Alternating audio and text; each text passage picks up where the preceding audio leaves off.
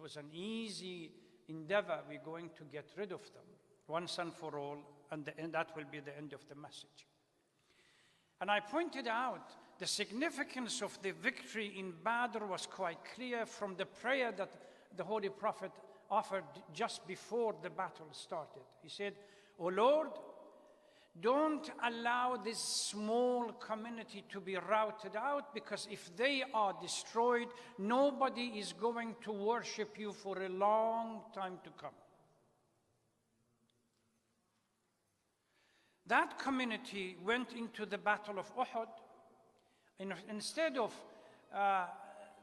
having similar kind of mindset, but they went in overconfident, self-assured.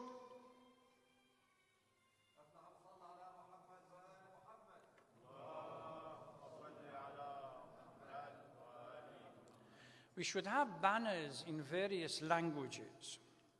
Chinese, because we have token in Arabic, it doesn't work. We have token in English, it never does anything. How about Chinese, Japanese, and some other languages? And every time we want to start and say, okay, look at this banner and turn it off. It's embarrassing. I have been to temples, to churches, and other places where they had 300, 400 families. The rabbi, the minister, before the lecture starts, simply reminds the audience that they have to turn their cell phones off, or some people even turn it off and leave it outside. And I go through nearly an hour and a half of lecture, not a single sound coming out. But we constantly, every week, we remind everyone, please turn it off. And it's only a matter of time, 2 minutes or 3 minutes later, before Jingle Bell starts. So please turn it off. The difference is that when Muslims went into the Battle of Uhud, overconfident, self-assured, because now we have one victory on our belt, we can go in, the numbers are quite a lot, 750 or 800 people compared to 3,000 from Mushrikeen, fully equipped, no problem whatsoever. And they actually won.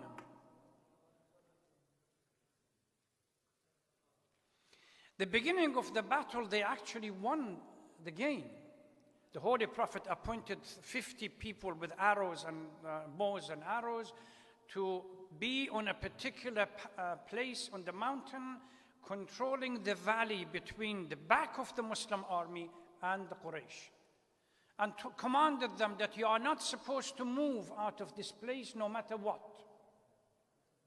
Unfortunately, as the victory began, these people immediately jumped, well, it's a looting time, let's go and grab whatever we can from everybody else. They left their position.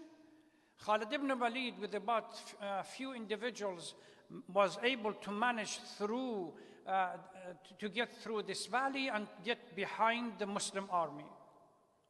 And the victory turned into an embarrassing defeat. Most Sahabas, they run away. And verse in the Holy Quran is clear that they were climbing up the mountain, even without looking at behind them.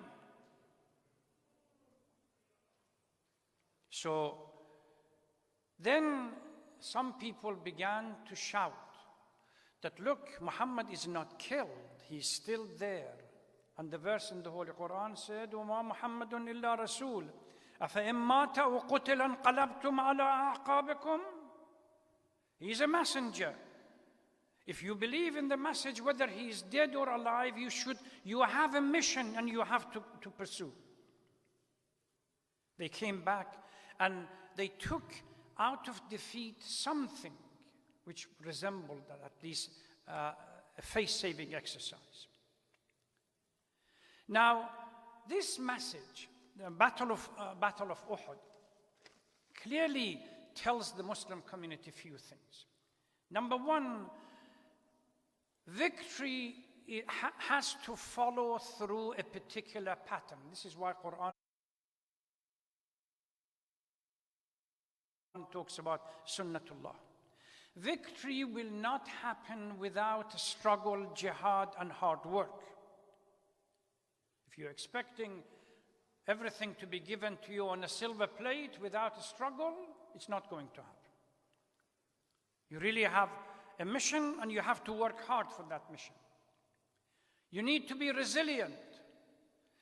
Defeat doesn't mean the end of the story. Defeat means only one phase of the story. You have to come back and do it again. And third, it's winning and losing. Victory or defeat does not depend on the numbers. It's not quantitative issue, it's a qualitative issue. We all have heard about our living Imam, may Allah subhanahu wa ta'ala hasten his return, he wants 330 committed individuals to shape and form the world. And we haven't had so far been able to produce 330 committed individuals that would submit to his command. Despite over 1.6, 1.7 billion Muslim population. So it's not a quantitative issue, it's a qualitative issue. What we really need to do is to be mindful of that. I want to use this as a segue into the victory yesterday and today. Just imagine from 1948 up to today, the Palestinians have been constantly bombarded, betrayed, and totally destroyed. Their character has been destroyed due to the Zionist project that came to exist with the help of the colonial power, the British, into what we call today the Middle East or Palestine. Most Arab world and Muslim world, most of them, they forgot about Palestinians. And even those who never thought about Palestinians recently during Trump's administration went through what they call tatbi' or normalization of relationship. The Zionist project in Palestine was based on two fundamental, this is not political science class, but I have to explain it so you appreciate what what Gaza achieved yesterday. The Zionist project in the Middle East rested on two fundamental principles. Land without people for people without land, which meant what? If you look at the founders of Zionism, land without people meant to deny the existence of Palestinians on the land and wipe them out completely. So that you can say the land didn't have anyone living in it. For people without land was what? To reconstruct a new group of people within the Middle East that you can say now you can impose them on the land without people. This is why you can go back to the narratives that Herzl, one of the founders of Zionism, talks about. He never talks about Judaism. He rediscovers a new Judaism which falls under new identity.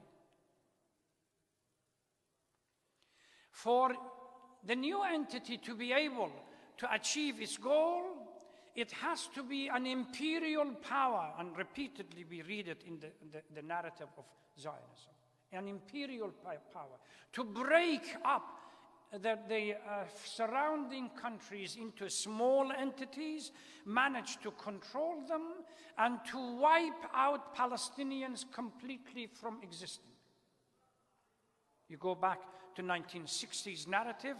Golda Meir, the Prime Minister of Israel at the time, said, our responsibility is to melt the Palestinians. Even the Palestinians that lived under 1948 land, they were not told or called Palestinians, they were told Arab Israelis. Now, what happened during this last conflict? Gaza, that was totally controlled. Even the Egyptians would not open the border crossing for them to take their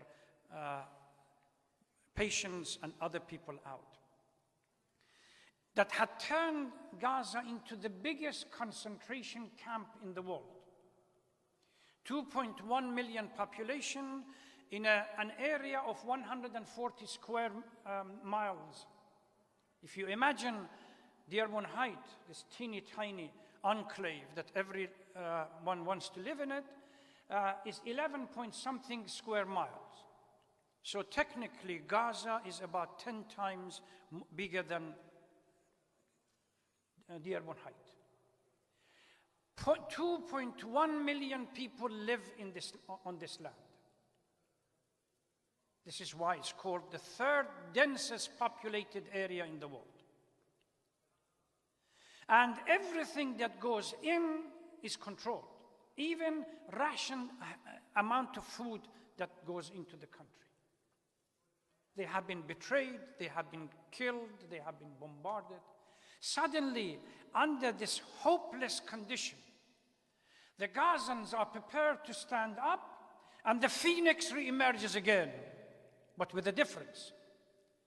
If 73 years of Zionist hard work to divide the Palestinians into a small enclave on the West Bank, the Gazan and so-called the Arab Israelis in the 1948, suddenly Arabs or Palestinians found themselves united under a new entity. Now, the Arabs of 1948 came out not as Arabs, Israelis, as Palestinians. West Bank came out as Palestinians. Gaza comes out as defending Al-Quds and Palestinians. So you have now, in a time in which the Israelis are questioning their own identity, and I kept reading again and again during the literature, during this 11, 12 days of conflict, Israeli leaders were saying, we really need to understand who are we? Because the concept of state went under question mark. Where the Israelis now found themselves trying to establish their identity, the Palestinians stood up as single identity, which is totally destroyed the Zionist project.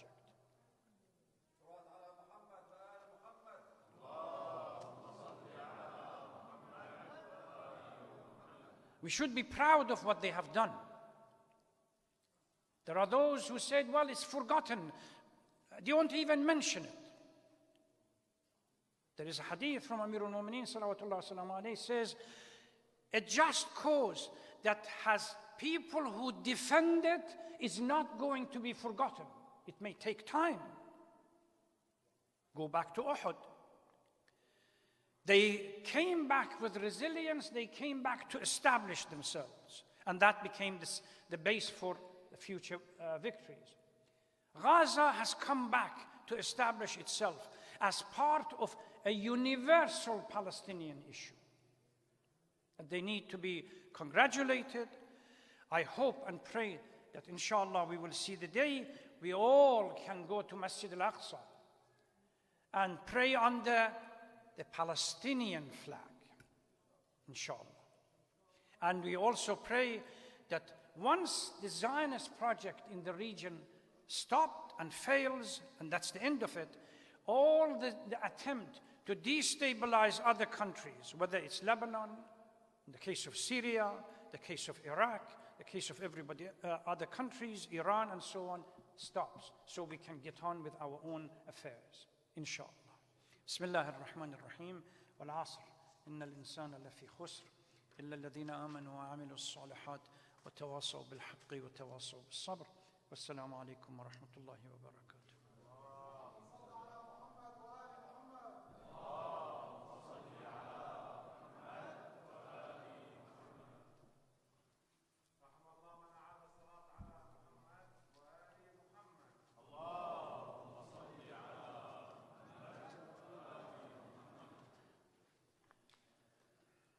بسم الله الرحمن الرحيم.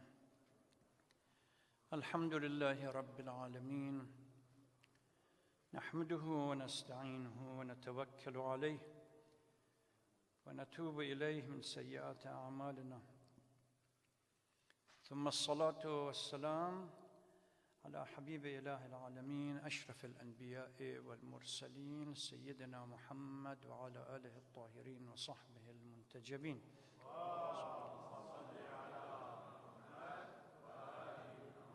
أخواتي وإخواني الأحباء، السلام عليكم ورحمة الله وبركاته.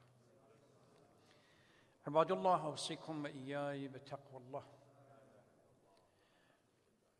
يقول الله تبارك وتعالى في القرآن الكريم: أعوذ بالله من الشيطان اللعين الرجيم، بسم الله الرحمن الرحيم. أذن للذين يقاتلون بأنهم ظلموا وإن الله على نصرهم لقدير. الذين أخرجوا من ديارهم بغير حق إلا أن يقولوا ربنا الله ولولا دفع الله الناس بعضهم ببعض لهدمت صوامع وبيع وصلوات ومساجد يذكر فيها اسم الله كثيرا ولينصرن الله من ينصره إن الله لقوي عزيز. الحج آيات 39 إلى 41. كانت المرحلة الأولى التي تلت النبوة في مكة مرحلة الدعوة إلى الإسلام بكل الأساليب السلمية، وقوامها الكلمة الطيبة والأسلوب الهادئ والعقل المنفتح والصبر على التحديات، باعتبار أن نجاح الإسلام في الوصول إلى الناس في المستقبل أمر محسوم من خلال وضوح أفكاره وتشريعاته ومناهجه ووسائله وأهدافه. ولذا كان رسول الله صلى الله عليه وآله وسلم ليناً في كلامه، رقيقاً في أسلوبه، رحيماً في قلبه، منفتحاً في عقله، في الوقت نفسه الذي كان فيه ثابتاً في موقفه. كان المسلمون يتعرضون للعذاب والاضطهاد والتعسف فيصبرون تارة ويتشنجون أخرى، ويعبرون عن انفعالهم أمام رسول الله صلى الله عليه وآله وسلم بالكلمات الثائرة والأساليب القوية، ولكن النبي كان يقول لهم: إني لم أؤمر بالقتال. وكان يأمر البعض بالصبر ويأمر البعض الآخر بالهجرة للتخفف من الضغوط القاسية التي قد لا يتحملونها، وللانفتاح بالدعوة على جماعات أخرى، كما حصل في الهجرة إلى الحبشة، أو للقيام بمهمة الإعداد للمجتمع الإسلامي الجديد كما في الهجرة إلى يثرب. ولكن مع الهجرة إلى يثرب انتهت المرحلة التي كان اللجوء إلى العنف والقتال في ساحتها أمراً سلبياً، فقد شكلت يثرب أرضاً صلبة جديدة للإسلام، وهكذا جاء الإذن للمؤمنين بالقتال معللاً بالحيثية الإنسانية التي تبرره رسالياً كونه شرطاً لتحقيق التوازن الإنساني على مستوى حركة الواقع.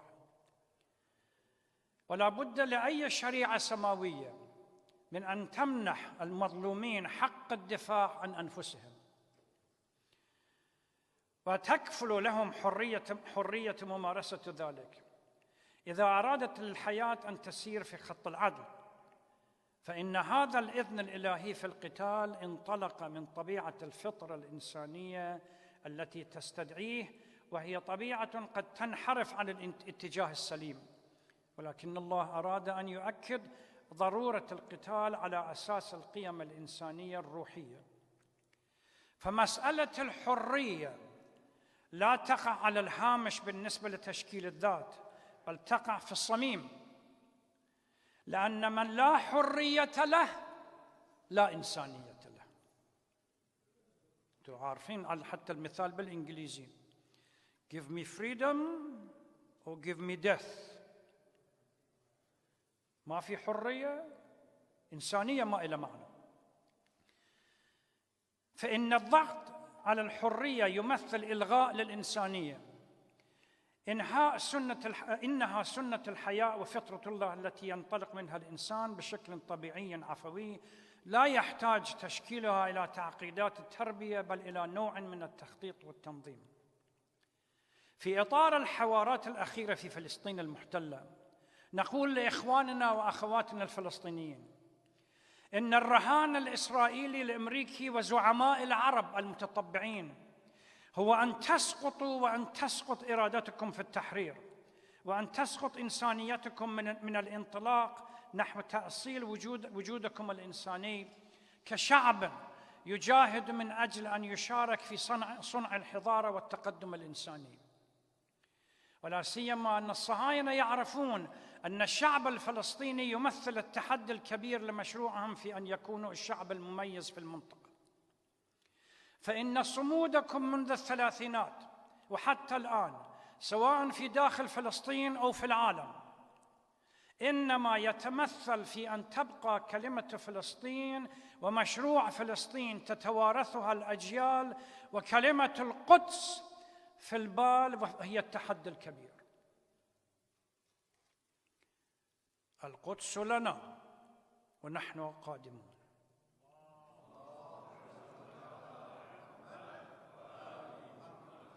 ليس لديكم ما تخسرونه إلا قيود الأسر، وقد يسقط الكثير من الشهداء كما سقط الآلاف منذ الانتفاضة وقبلها، وقد يجرح الكثيرون، وقد تدمر البيوت، ولكننا نعتقد إن الأجيال القادمة سوف تصنع من جديد شعباً مجاهداً منفتحاً، وسوف تزرع الأرض وتعمر البيوت وتنطلق الحرية بإذن الله تعالى. القرآن يعبر عن هذه الحرية في إطار آية رقم 7 في سورة الإسراء: إن أحسنتم أحسنتم لأنفسكم وإن أسأتم فلها فإذا جاء وعد الآخرة ليسوءوا وجوهكم وليدخلوا المسجد كما دخلوه أول مرة وليتبروا ما علوا تتبيرا.